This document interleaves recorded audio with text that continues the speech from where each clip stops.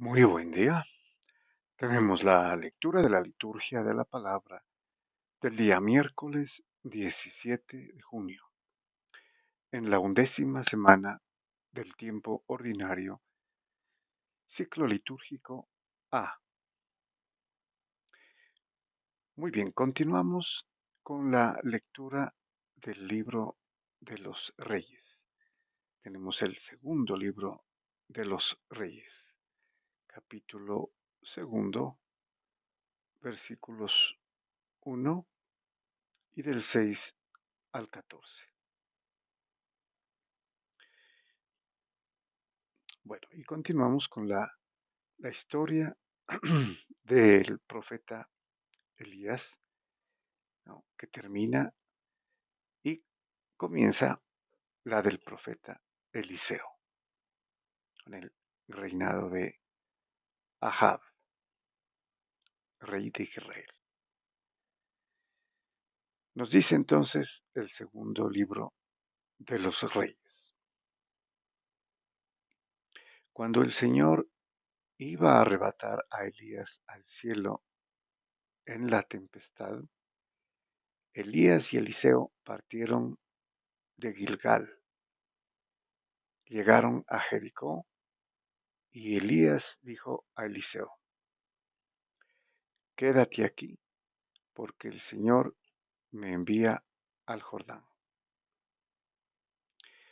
Eliseo volvió a responder: Vive Dios, por tu vida no te dejaré. Y los dos continuaron el camino. Había otras dos, ¿no? Hubieron dos instancias previas en las que el profeta Elías quería que Eliseo se quedara, ¿no? Porque iba a ser llevado al cielo, ¿no? En un remolino. Pero el profeta Eliseo insistía en que lo acompañaría hasta el final. Muy bien. Y continúa. 50 hombres de la comunidad de los profetas iban también de camino y se paraban frente al río Jordán a cierta distancia de Elías y Eliseo, los cuales se detuvieron a la vera del Jordán. Elías se quitó el manto, lo enrolló y golpeó con él las aguas. Se separaron éstas a un lado y otro, y pasaron ambos sobre terreno seco. Bueno, ocurrió aquí este milagro o este portento, ¿no? Eh, como había ocurrido también en el paso del Jordán del pueblo de Israel, ¿no? Recordemos el arca de la alianza, apenas pisaron los que llevaban el arca de la alianza en hombros y se separaron las aguas, ¿no? Para que el pueblo pudiera pasar el río Jordán del este al oeste para ocupar la tierra prometida. Aquí sucede algo parecido, ¿no? Con el paso de Elías y Eliseo hacia el otro lado del río Jordán. Y continúa. Mientras cruzaban, dijo Elías a Eliseo: Pídeme lo que quieras que haga por ti, antes de que sea arrebatado de tu lado. Eliseo respondió: Por favor, que yo reciba 2 partes de tu espíritu. Bueno, en unas versiones y según la costumbre semita, lo que pedía aquí el profeta Eliseo era el doble de su espíritu, no las 2/3 partes como parece indicar, ¿no? Bueno, o sea, el espíritu de Elías duplicado, decía, mucho más eh, poder, ¿no? del que tenía Elías. Respondió Elías: pides algo difícil, pero si alcanzas a verme cuando sea arrebatado de tu lado, pasarán a ti. Si no, no pasarán. Bueno, ese es un significado figurado, ¿no? Obviamente que el profeta Elías va a acceder, ¿no? A darle, el, si no el doble del espíritu, sí, superior, ¿no? A lo que él tenía. Bueno, y continúa. Mientras ellos iban conversando por el camino, de pronto un carro de fuego con caballos de fuego los separó a uno del otro. Subió Elías al cielo en la tempestad. Eliseo lo veía y clamaba: Padre mío, carros y caballería de Israel.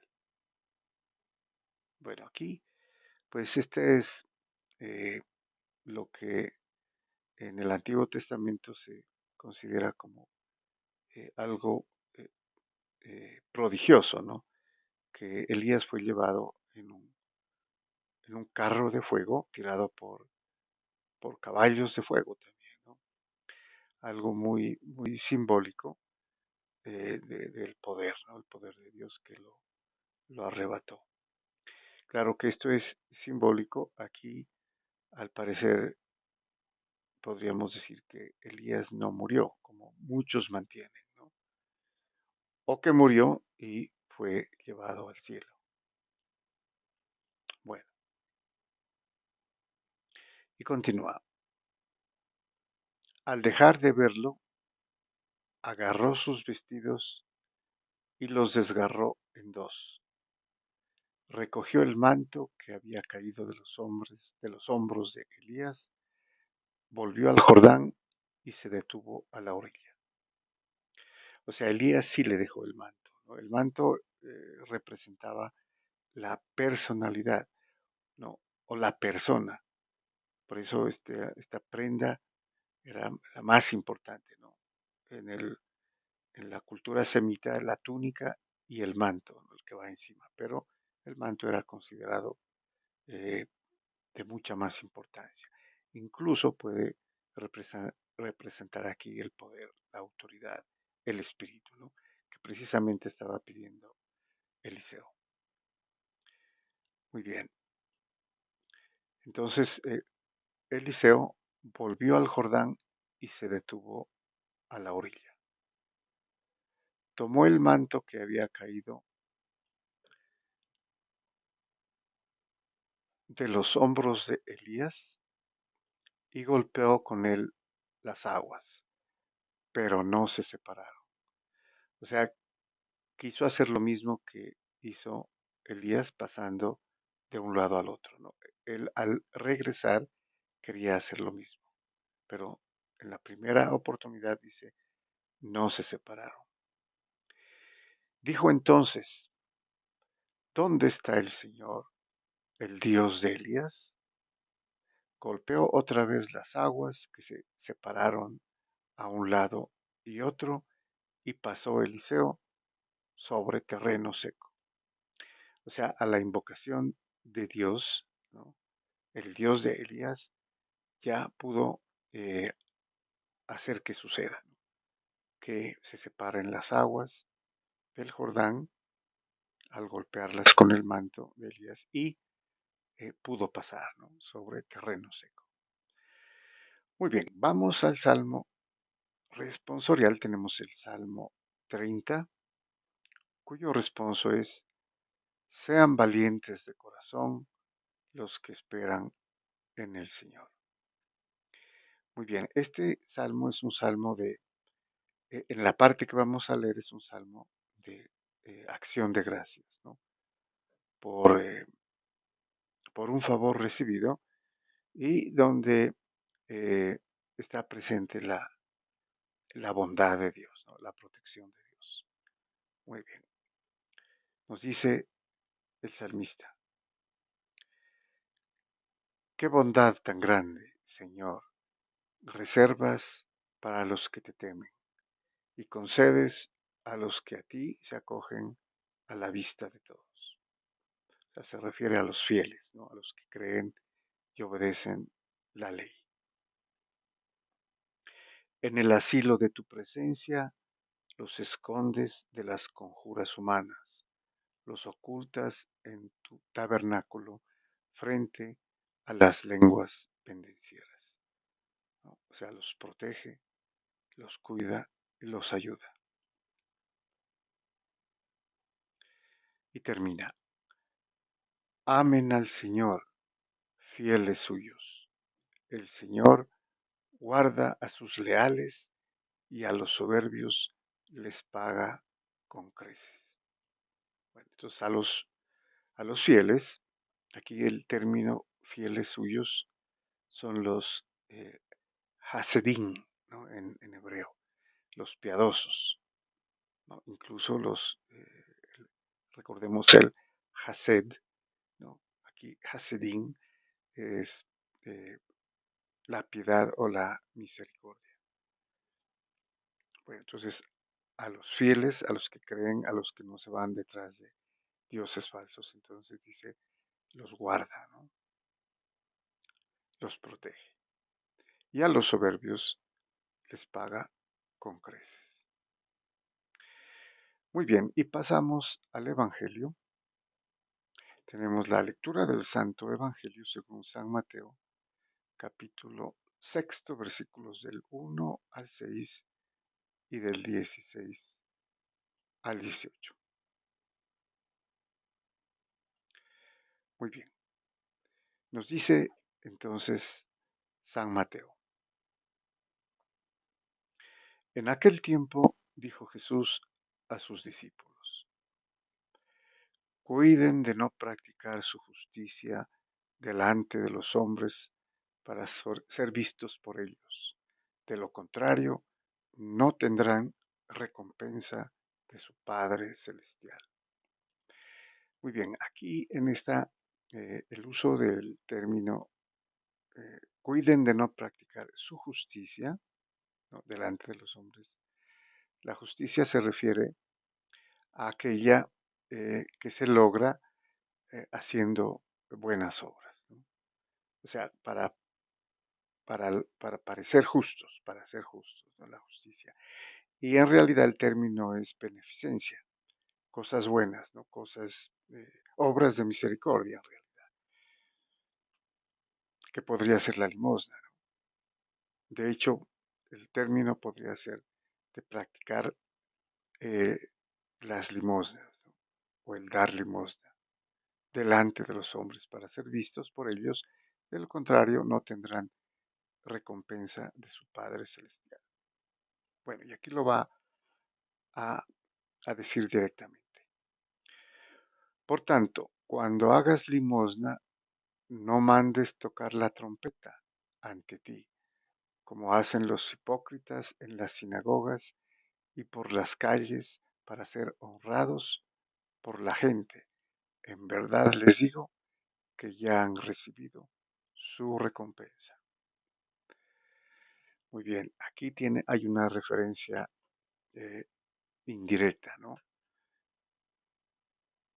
A los fariseos, porque precisamente en unos pasajes eh, del Evangelio los trata de hipócritas, ¿no? Precisamente porque hacen esto, ¿no? Y aquí nos dice la primera, o sea, hacían cosas para que los vean, ¿no? Entonces eso es hipocresía, no lo hacen por la intención, ¿no? Como algo que viene del corazón, obedeciendo precisamente la ley, ¿no? En ese caso, los fariseos lo hacían, era para parecer bondadosos, misericordiosos. Bueno, entonces aquí utiliza la figura de eh, no mandes tocar la trompeta ante ti. O sea, no hagan alaraca, ¿no? No lo canten, no resuenen, ¿no? Que no sea vistoso el hecho de que ellos hacen limosna solamente para que los vean. Porque les digo que ya han recibido su recompensa. Y la recompensa es las alabanzas que recibían, ¿no? La gente notaba que los fariseos hacían o daban limosna, entonces los admiraban. Esta es la recompensa que ellos reciben de los hombres, más no de Dios. Bueno, y continúa.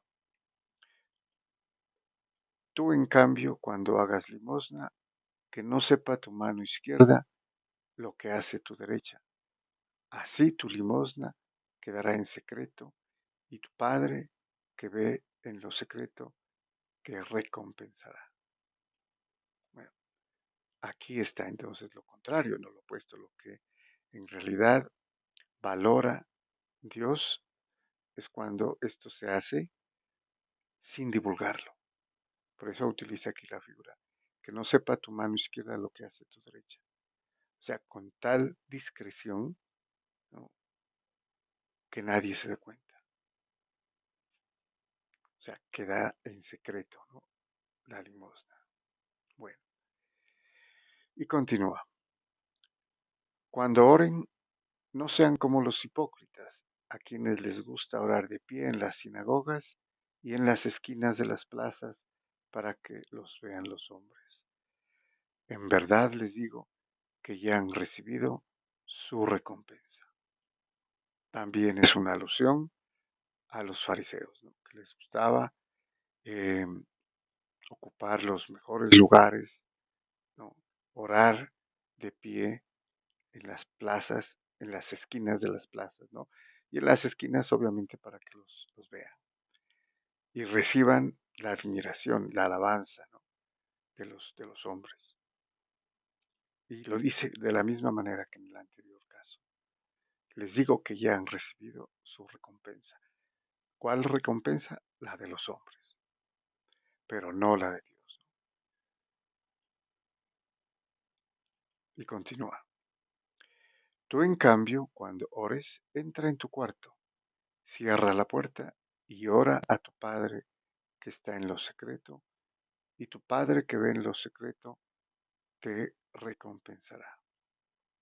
Bueno, entonces la oración que el Señor valora, estima, es la que se hace también en lo secreto.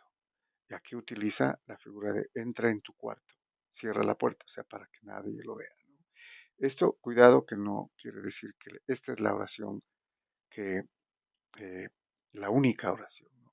Porque sabemos que en el culto divino, ¿no? En el culto a Dios que se hace en la Santa Misa, en la liturgia, donde se lee en realidad, ¿no? La palabra de Dios allí es en comunidad, ¿no?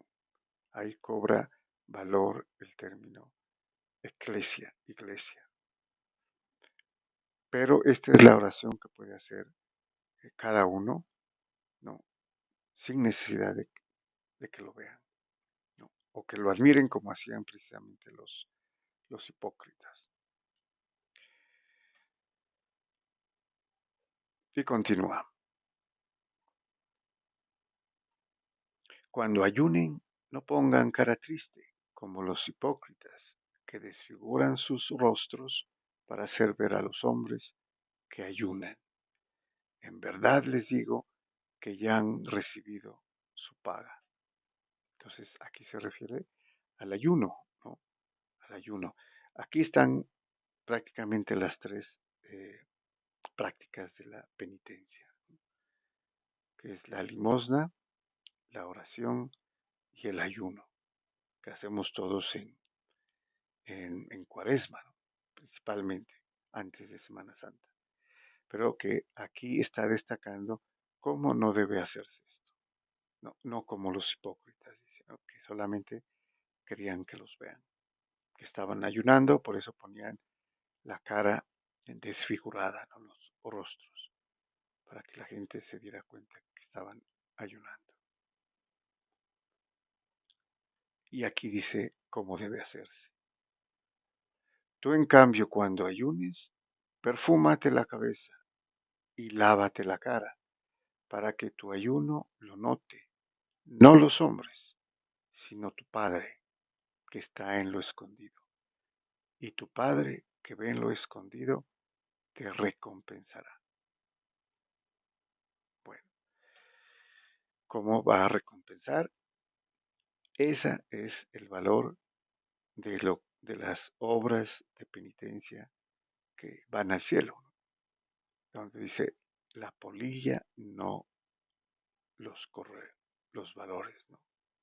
¿Sí? La riqueza, eso se hace riqueza en el cielo. Solamente la ve el Padre cuando se hace con la mejor intención, ¿no? Sin que la gente lo note, a diferencia de los hipócritas, ¿no? Que solamente lo hacían para ser destacados, valorados, admirados por los hombres, pero no por Dios, ¿no? Muy bien, muchas gracias y bendiciones.